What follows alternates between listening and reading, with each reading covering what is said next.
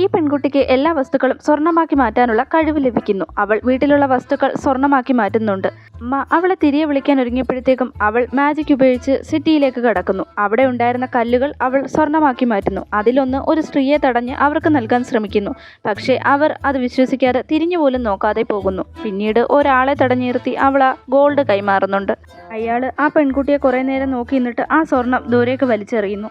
എന്തുകൊണ്ടാണ് മനുഷ്യർക്ക് സ്വർണം ഇഷ്ടപ്പെടാത്തത് എന്നാലോചിച്ചുകൊണ്ട് അവൾ തറയിലേക്കിരിക്കുന്നു. കൊച്ചു പെൺകുട്ടി തന്നെ പോലെ ഭിക്ഷ യാചിക്കാൻ വന്നതാണെന്ന് കരുതി അടുത്തിരുന്ന ഭിക്ഷക്കാരി അവൾക്കൊരു ബ്രെഡ് കൊടുക്കുന്നുണ്ട്. കുട്ടി ആ ബ്രെഡ് മുഴുവൻ കഴിച്ചിട്ട് വീണ്ടും യാചകയോട് വിശക്കുന്നു എന്ന് പറയുന്നു. അവരുടെ കയ്യിൽ അവശേഷിച്ചിരുന്ന ആ 2 കോയിൻ കൊടുക്കുകയല്ലാതെ അവർക്ക് വേറെ നിവൃത്തിയില്ലായിരുന്നു. കുട്ടി കൗതുകത്തോടെ ചോദിച്ചു, എന്തിനാണ് നീ ഇങ്ങനെ എല്ലാ ദിവസവും ഇവിടെ ഭിക്ഷ യാചിക്കാൻ വന്നിരിക്കുന്നതെന്ന്. അപ്പോൾ യാചക പറഞ്ഞു, തന്റെ മകനൊരു അസുഖമുണ്ടെന്നും അത് ഭേദമാക്കാൻ വേണ്ടിയിട്ട് തന്റെ മുഴുവൻ സമ്പാദ്യവും ചിലവാക്കി, അതുകൊണ്ട് വേറെ മാർഗമില്ലാത്തതുകൊണ്ട് ഇവിടെ യാചിക്കേണ്ടി വരുന്നു എന്ന്. മകനെ ചികിത്സിക്കാൻ പണം ആവശ്യമുണ്ടെന്ന് കരുതി പെൺകുട്ടി പെട്ടെന്ന് യാചകയുടെ പാത്രം സ്വർണ്ണമാക്കി മാറ്റുന്നു.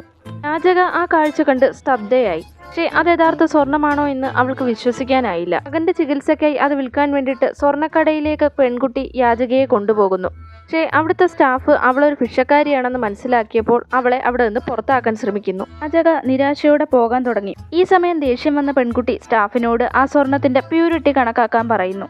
മനസ്സില്ലാ മനസ്സോടെ ആ സ്റ്റാഫ് സ്വർണത്തിന്റെ പ്യൂരിറ്റി അളക്കാൻ തുടങ്ങുന്നു. ഈ സമയത്ത് മാനേജർ ഓടി വന്ന് ഒറ്റ നോട്ടത്തിൽ തന്നെ ഈ സ്വർണം യഥാർത്ഥ സ്വർണമാണെന്നും ഇതിന് $1 മില്യൺ തന്നേക്കാമെന്നും പറയുന്നു. ഇത് കേട്ട് യാചക വളരെ സന്തോഷവതിയാവുന്നു. മകനെ നല്ല രീതിക്ക് ചികിത്സിക്കാൻ കഴിയുമല്ലോ എന്നോർത്ത് ആ അമ്മ സന്തോഷിക്കുന്നു. ഈ സമയം ആ പെൺകുട്ടിയോട് അവൾ നന്ദി പറയാൻ പോകുന്നുണ്ടെങ്കിലും ആ പെൺകുട്ടി അതിൻ്റെ ഇടയ്ക്ക് അവിടുന്ന് പോയി കഴിഞ്ഞിരുന്നു. അപ്പോൾ അവൾ സഹായിച്ചതിന് പകരമായി അവളുടെ ബ്രേസ്ലെറ്റിലുള്ള ഒരു മുത്തിന്റെ പ്രകാശം നഷ്ടപ്പെട്ടിരിക്കുകയാണ്.